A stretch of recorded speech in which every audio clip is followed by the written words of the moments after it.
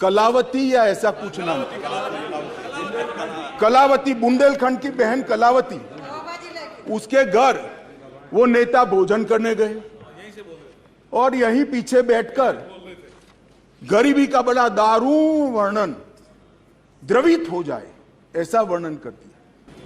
ठीक है भाई, अच्छा किया, आप इतने बड़े व्यक्ति होकर गरीब कलावती के घर पर भोजन पर गए, उसका भोजन कर लिया और इसकी वेदना को यहां वाचा दे दी।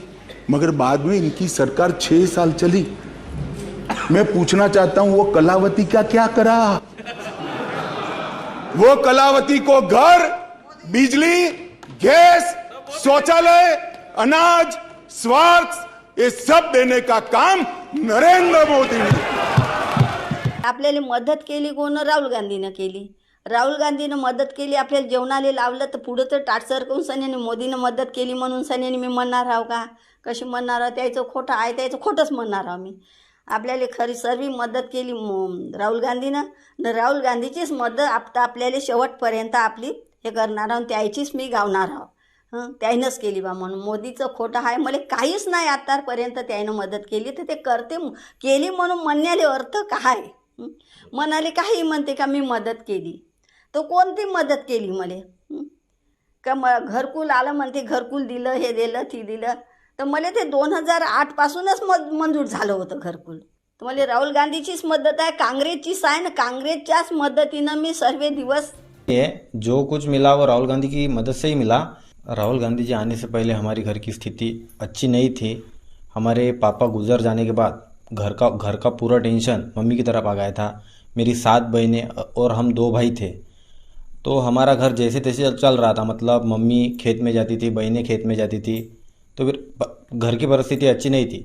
फिर राहुल गांधी महाराष्ट्र दर्शन पे आए, तो उन्होंने मतलब किसानों की हालत देखने के लिए वो महाराष्ट्र में घूम रहे थे, तो फिर वो अचानक हमारे घर पे आए। उनके आने के बाद उन्होंने हमको मतलब पैसों की मदद की, आने के बाद मुलाकात की, फिर उनके जाने के बाद पाठक साहब करके उन्होंने हमको 30 लाख की एफडी दी, फिर घरकुल मंजूर किया, फिर लाइट दी, पानी दिया, कंट्रोल दिया, ये सारी चीज़ें हमको Rahul Gandhi ji. Union WCD minister बहुत गुस्से में है, पर मुझे समझ नहीं आता ये गुस्सा कहाँ जाता है जब उनके सिर्फ 2 रो पीछे बृजभूषण सिंह नाम का एक आदमी बैठता है।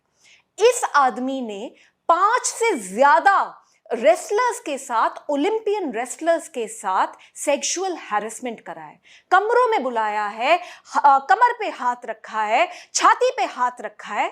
तब यूनियन WCD मिनिस्टर को गुस्सा नहीं आता।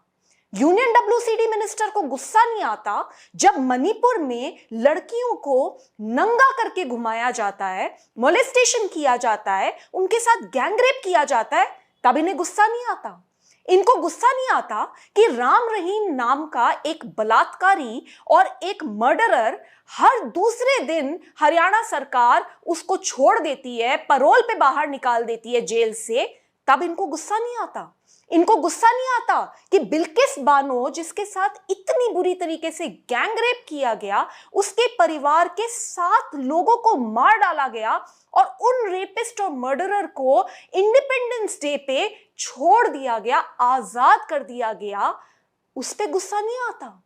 इनको गुस्सा नहीं आता कि हर दिन देश के किसी ना किसी कोने से इतनी डराने वाली रेप की घटना सामने आती है, तब यूनियन WCD मिनिस्टर को गुस्सा नहीं आता। So I really think that this woman does not have her priorities right and she engages in whataboutery. गुस्सा आना चाहिए, पर गुस्सा मुद्दों पे आना चाहिए और उसके बाद एक्शन होना चाहिए, नहीं तो ऐसे बेटी बचेगी और ऐसे बेटी पड़ेगी। एक बात पर मैं आपत्ति अभी दर्ज करती हूं अध्यक्ष जी, कि जिनको आज मुझसे पहले वक्तव्य देने का अधिकार दिया गया, उन्होंने जाते जाते